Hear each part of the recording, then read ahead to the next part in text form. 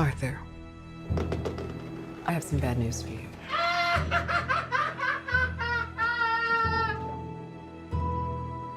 This is the last time we'll be meeting. You don't listen, do you?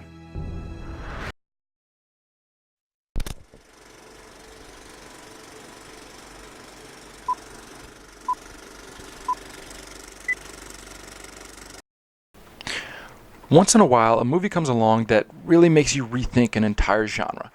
Joker is that movie. Joker is the perfect example of what a comic book movie could be, as opposed to what it has primarily been throughout history. Joker has paved the way for comic book movies to be taken seriously in the future, and thank God for it. Today, I'm going to be giving you my analysis for the new Joker movie and a general overview. So if you haven't seen the movie yet and you're thinking about it, if you should or not, hopefully this will make up your mind. If you have seen it, let me know in the comments what you think. Let's get started.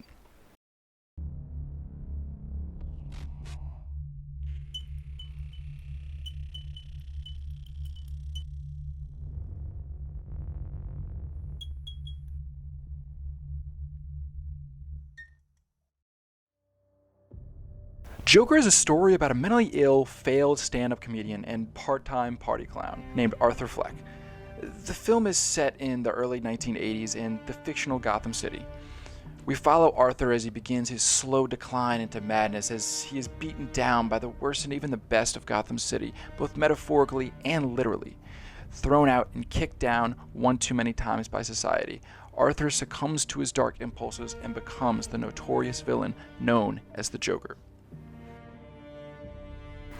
The Joker is an incredible masterpiece that really analyzes the root of the character's mental illnesses. It dives deep into his madness and doesn't pull any punches. Although the film is violent, it isn't overtly so. Don't get me wrong, there is a fair amount of violence, one scene in particular. But even its most violent scene didn't revel in the violence. It showed what it needed to, nothing more, nothing less. The scene, which occurs towards the end, was shocking and brutal, but managed to bring genuine levity and even humor to the scene after the violence occurs. For the dark movie The Joker is, there are plenty of genuinely funny situational moments and a few one-liners. Additionally, these humorous moments feel natural and like they belong in the realistic world that it's set in. I think one of the most important things to note about this movie is that it is not a political commentary, but rather a social commentary mirroring modern-day America. I've heard people criticize Joker for being a knockoff of Trump's America. Although part of the story includes Thomas Wayne, a rich businessman running for a political office, that's as far as the similarities go, really. There have always been large groups of people to resent upper class and the rich. This isn't a new concept introduced in cinema or any entertainment medium for that matter.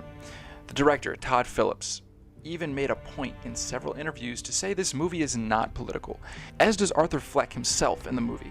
Arthur Fleck does what he does because he feels abandoned and cast out by society, not for any political agenda. At a time where most movies today get political in its message, I appreciate Joker for not going down that rabbit hole.